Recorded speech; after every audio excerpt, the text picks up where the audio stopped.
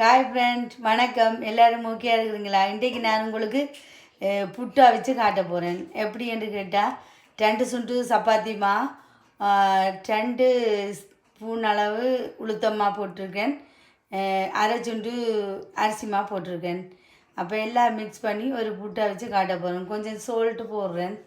அதுக்கப்புறம் நல்லா சுடு தண்ணியை கொதிக்க வச்சுட்டு கொஞ்சமாக சுடு தண்ணியை ஊற்றுங்க. அப்போ தான் இந்த புட்டுக்கு நல்லா வரும்.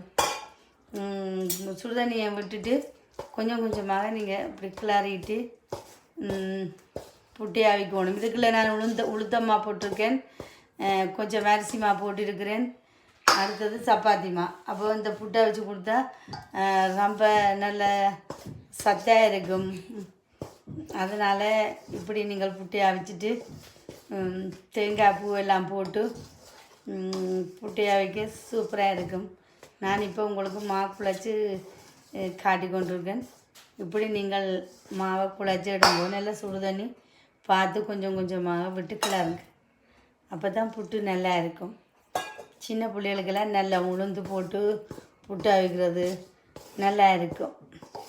சப்பாத்தி மாவு வெள்ளை மாவில் தான் நாங்கள் நடுக சாப்பிடணும்ல. சப்பாத்தி மாவை நல்லா அவிச்சு வச்சுட்டு இப்படி நீங்கள் புட்டு அவிச்சும் கொடுக்கலாம். ஃப்ரெஷ்ஷாக தேங்காய் எல்லாம் திருவி போட்டு நல்லா இருக்கும் சாப்பிட. புட்டெல்லாம் இப்போ நல்ல மாதிரி பிசைஞ்சிட்டு இப்படி நல்ல வடிவாக சின்ன நான் குத்திட்டு இந்த புட்டை நல்ல வடிவாக பாருங்கள். புட்டு நல்ல மாதிரி வந்துடுது. நீங்கள் என்னைக்கெல்லாம் சப்பாத்தி மாவில் உளுத்தம்மா போட்டு புட்டை வச்சா நல்லதாக வருமோ அப்படி என்று பாருங்கள். எவ்வளோ வடிவாக இந்த புட்டு கொத்த வந்துருக்கேன்னு. இனி நாங்கள் நல்ல ஃப்ரெஷ் தேங்காய் அப்படி திருவிட்டு இப்படி போட்டுட்டு புட்டு இனி அவிச்சு எடுக்க வேண்டியது தான். இவ்வளவு தான் இந்த புட்டுவோட இது. சூப்பராக இருக்கும் இந்த புட்டு. இப்படி நீங்கள் ஃப்ரெஷ்ஷாக தேங்காய் போட்டு அவிச்சா நல்லா இருக்கும். இப்படி அவிச்சு கொடுங்க, உங்களுக்கு நல்லது, உங்களோட உடம்புக்கு நல்லது. சப்பாத்தி மாவை இப்படின்னு செய்து சாப்பிடலாம்.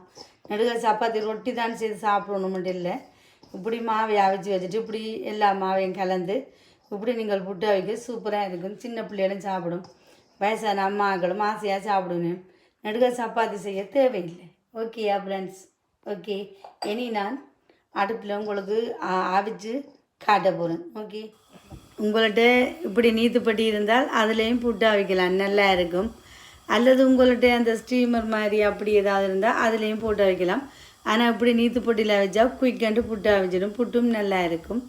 இனி நான் உங்களுக்கு வச்சுட்டு நீங்கள் இப்படி மூடி விட புட்டு ஒரு 5 மினிட்ஸ் 10 மினிட்ஸுக்கெலாம்.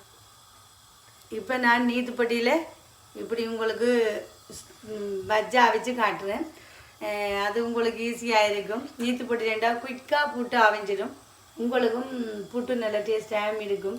ஸ்டீமரில் வச்சா சில நேரத்தில் அந்த புட்டு களித்தன்மை மாதிரி இருக்கும். இது உங்களுக்கு ஈஸியாக இருக்கும். எல்லா இடமும் இது வேண்டக்கூடிய அளவுக்கும் இருக்குது. நீங்கள் வேண்டி இதை யூஸ் பண்ணுங்க, சூப்பராக இருக்கும் புட்டு.